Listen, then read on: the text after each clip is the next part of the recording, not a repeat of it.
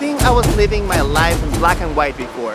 In Salvador de Bahia, it's full of color like I've never seen. Color in the streets, color in the food, and also every single skin tone, it's here. If you go to Bahia, my friend, you will never return.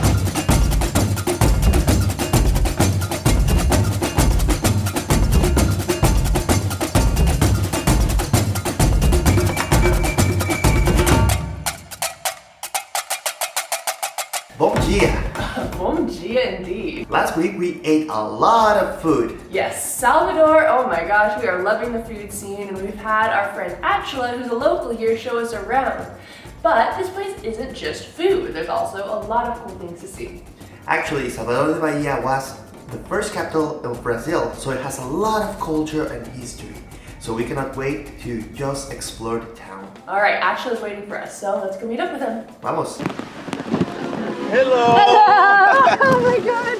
Where are we going today? Where are you taking us, Atila? We are going to Pelourinho, Mercado, Modelo, the historical part of the city. Oh my gosh, yeah. Perfect, I'm excited! Yeah. As Brazil's first capital, Salvador was founded in 1549 by the Portuguese, serving as the epicenter of their empire in the New World. Its strategic coastal location made it a bustling hub for commerce, culture, and unfortunately, the transatlantic slave trade, something you can't come to this city without understanding first. Salvador was one of the largest ports for the arrival of enslaved Africans in the Americas. This dark chapter in history left a lasting mark on the city's development and culture. The enslaved Africans brought with them rich traditions, languages, and religions, which have shaped Salvador into the cultural melting pot it is today. Today, the residents who call this city home proudly refer to it as the Black Rome. Everything in this city honors the Afro-Brazilian culture. You see it in the music, dance, religion, and cuisine.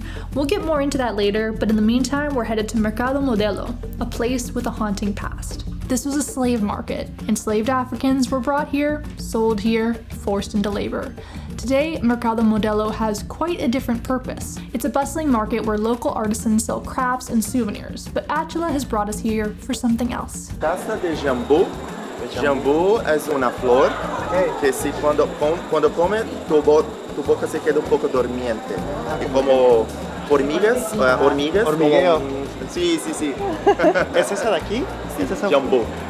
Rico. So, boca, vai dentro do diário. Ok. 45.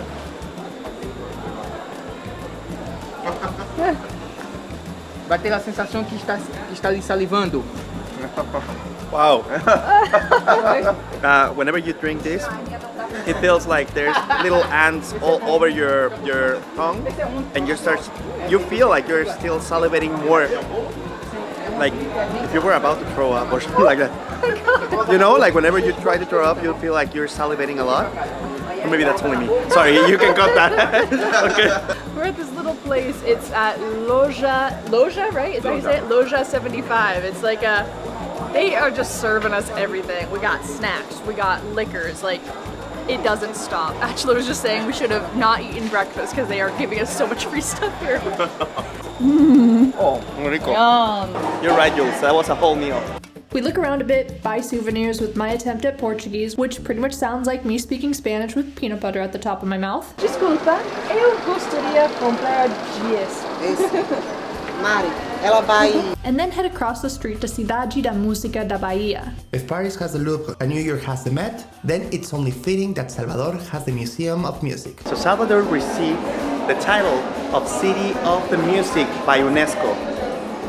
And now I'm curious. Salvador has been the birthplace of many music genres, including tropicalismo, axé, bossa nova, and samba. The space uses video displays to offer visitors a real immersion in the past, present, and future of Bahia's sound. Built in 2021, it hasn't quite adapted to non-Portuguese speaking audiences, but we still had a blast here, and Atila helped us to understand what we were seeing. Oh, yeah. You dance like that. Yeah, memories. Since we've touched down, we have not stopped hearing music. It's That's right.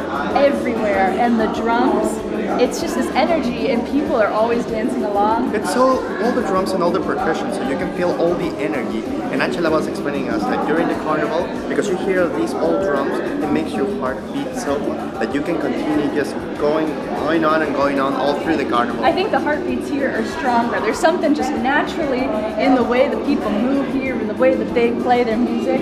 There's something special here. In her past lives, Juliana was... Don't say that. I was just telling Atila, I was like, I think in my past life, or, you know, what my destiny should have been, was that I should have been a pop star in Brazil. I should have been a diva pop star sensation performing for millions. Like, I really think that's who I was meant to be. And I should have been a famous football player in Brazil. Yeah, hey, we still can.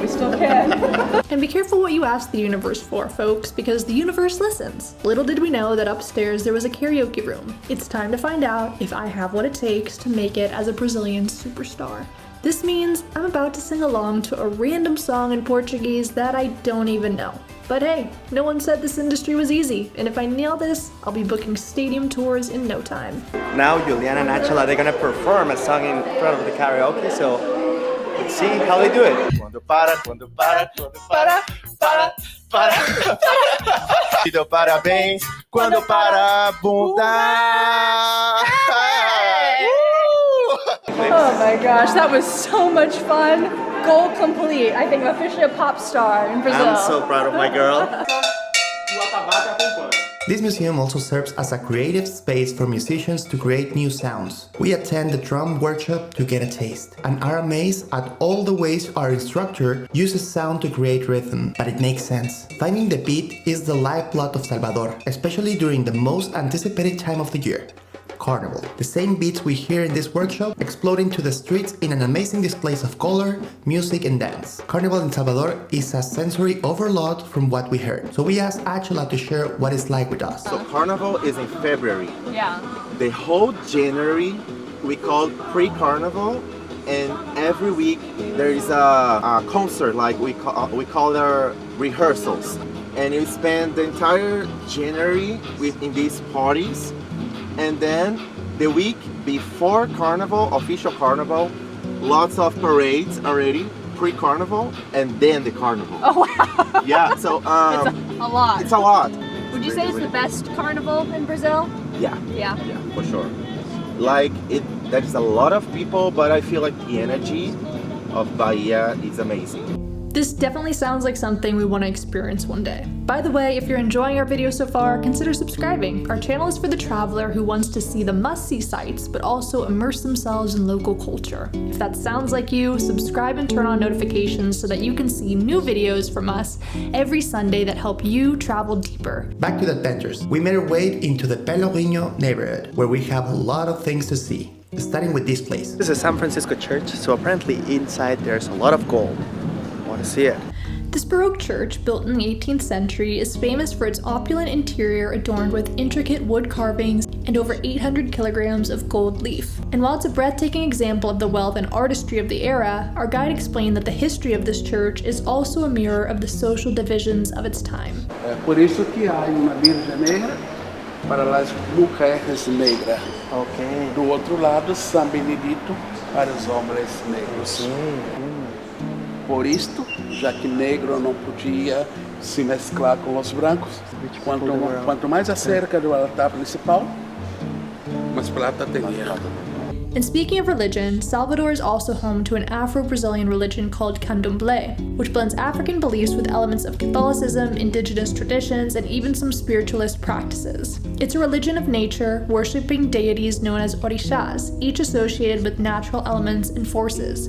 While we didn't have time to experience this religion firsthand, we did come across several tours that dive into the themes here further, and we'll link them in the description if you're interested. As we make our way back through the street of Pelourinho, a man approaches us and puts a ribbon around our wrist. Normally we say no to this kind of things, but this is a typical custom in the neighborhood, and 3 knots are tied for 3 wishes, and we're never going to turn down 3 wishes. Brazil, good. Brazil? Primeiro pedido. First wish? Wish. 1, 2, 3. So up here is Ciudad Alta, down below Ciudad Baja. And you can get between the two via elevator. It's a super, super old elevator. That would have been so cool to do, but it's under construction right now. So instead, we gotta do it the old-fashioned way by walking or taking a car, because we're with Atila and he has a car. By the top of the elevator is a great viewpoint that everyone's crowded around, but for us, we can't stop looking at everything else around us. People are so happy, so totally living in the moment. I can't think of many places quite like this.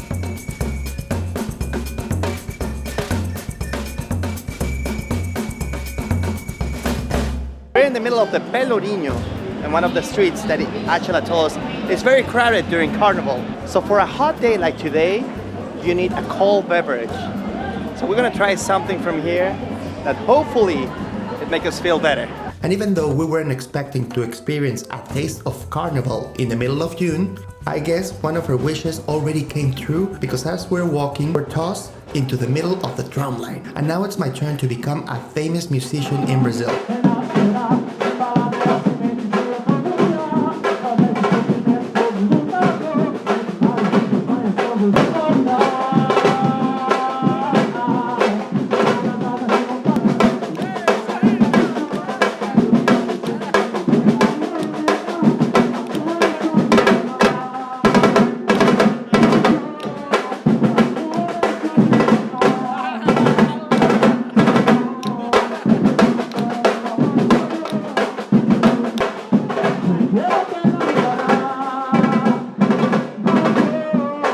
Didn't even plan. I know, we didn't even plan that. Yeah, like I bet like if we were like planned this, it wouldn't be as perfect as it was right now. I was in the middle of the drums. I never planned it. I never played the drums, but then I was with a new friend. I'm a pop star, you're the drum player. But now time to see something we did plan to see. The famous Largo do Pelourinho, a sloping triangle-shaped square that was once the site of the town's slave whipping post. We're glad to see that today it's something more positive, a colorful photo spot. But we're actually here for something else entirely.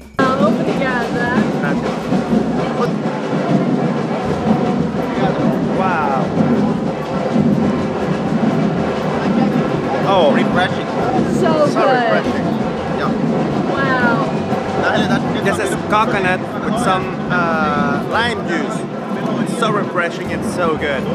Oh, I love it. Give me a liter. Saúde. Saúde. Salvador de Bahia has been wonderful so far. I was able to be playing with the band as a drummer. Juliana was a pop star. But there's something that we need to experience before we leave this place. Capoeira.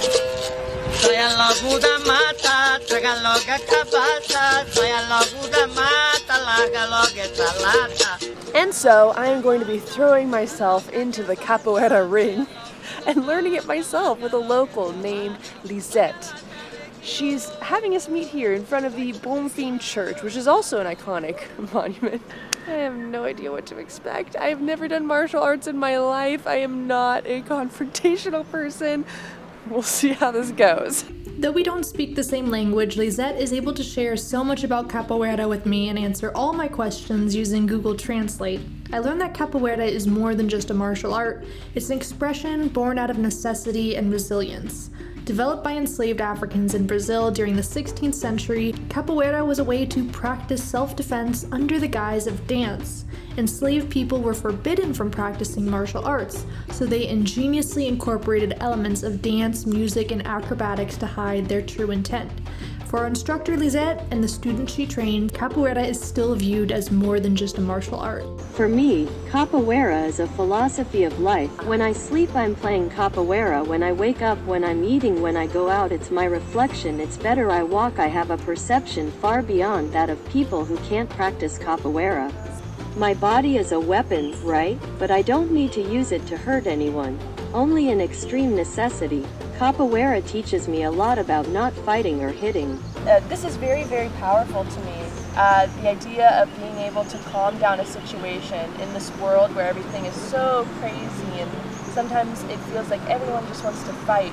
I imagine that you can take a lot of lessons from capoeira into your personal life, and that's beautiful to me. The practice of capoeira is incomplete without its music, which sets the rhythm and the pace of the game. The primary instrument is the berimbau, a single-string percussion instrument that dictates the rhythm. Accompanying the berimbau, you usually find a tall hand drum and the pandeiro, a type of tambourine. Capoeira is traditionally practiced in a group in a circle. Two fighters enter the circle and engage in a flowing, improvised game of movement, kicks, sweeps, and acrobatics. The rest of the group claps, sings, and plays instruments, creating an energetic and supportive environment. Lisette wants to make sure I understand the beat before we start practicing, so after demonstrating the berimbau to me, she tosses me the instrument and says, "Your turn."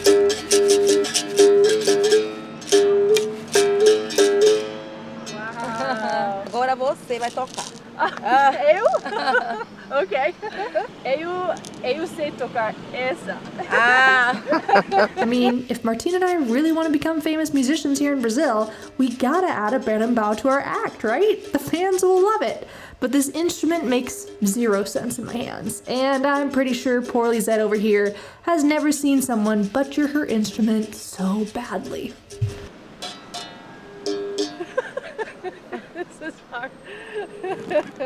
I'm making the funniest faces, squinting, concentrating, and contorting, trying my hardest to make it sound like anything other than a dying cat. Despite the language barrier, one thing is crystal clear, I am absolutely horrible at this. Lisette, bless her heart, is patient, but my attempts are tragic. She puts me out of my misery and moves on to something she thinks I may be better at, a little sing-along moment.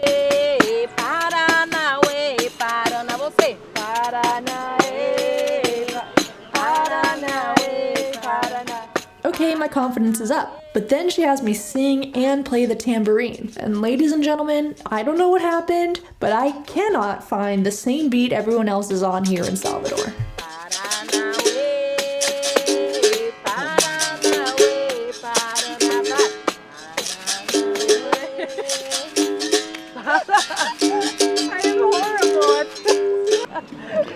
Vamos praticar. Are all your students as bad as me? Todos os estudantes estão assim? Okay. Okay.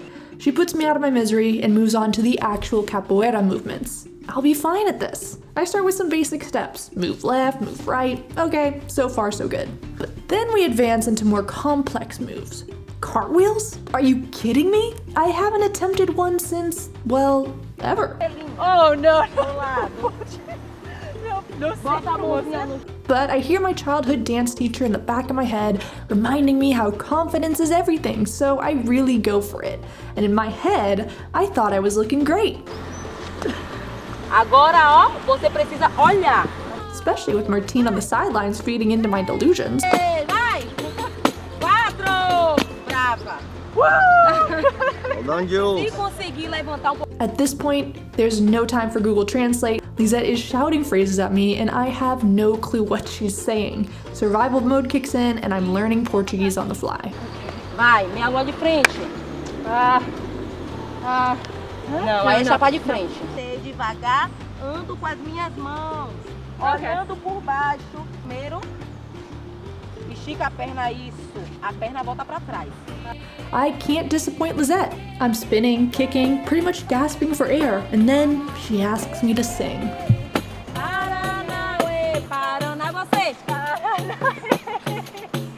Just when I think I can't take it anymore, she puts me out of my misery. Class is over. Brava! Oh my gosh. Oh my gosh.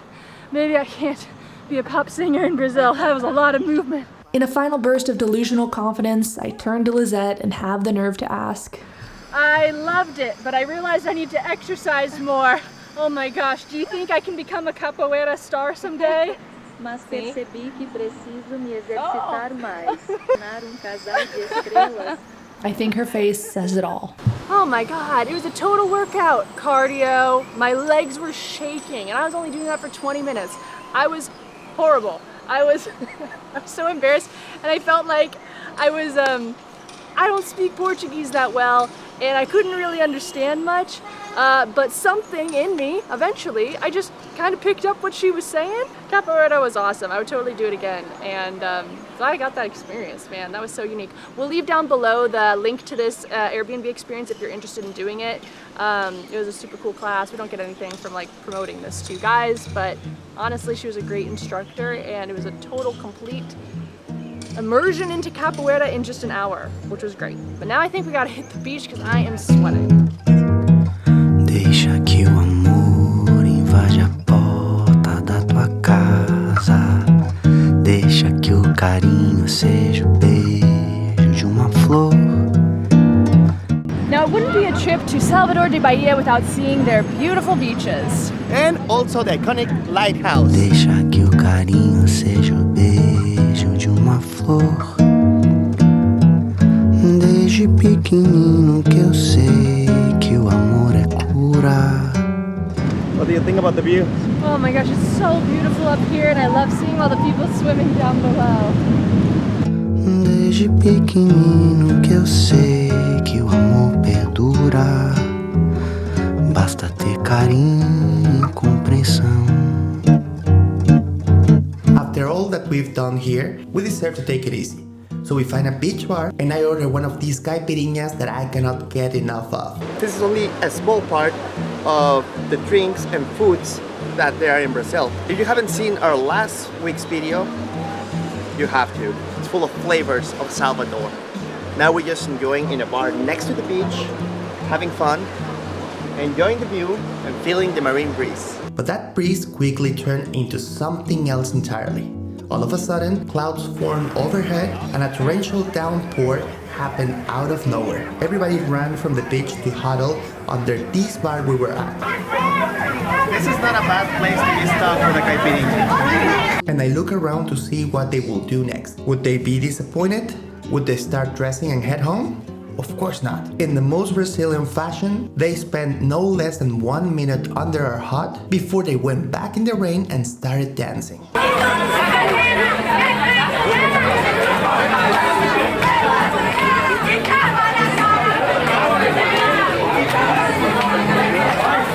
And this right here is why I freaking love this country. I mean, we've had on and off rainstorms, which in any other city would be making it really hard to film, but I feel like the most magical moments happen when it starts pouring.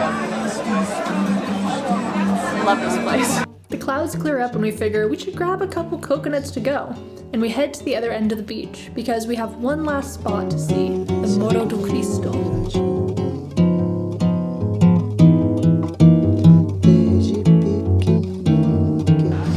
It's their kind of version of the Jesus on the Hill that they got in Rio, except a lot smaller. I like it more. I love this place. It's so beautiful, especially on a windy day like today. Heat doesn't even matter. I have intrusive thoughts. No. So, like, I feel if I jump, it's gonna be this. I don't know if it's doing there, but no. Amor, I think that's the caipirinha talking. Yeah, probably. Well, that's a wrap on Salvador de Bahia. It was a great adventure to know the first capital of Brazil. But we still have one more place we need to see in Brazil, and that's Sao Paulo. It's about to be a crazy video next week. But it's gonna be an adventure that I think we're gonna enjoy. We might be a little tired though. But in the meantime, we've left this video for you guys to watch over here to keep seeing our adventures. So long, Travel well, and make the world your neighborhood. see you guys next time. Bye.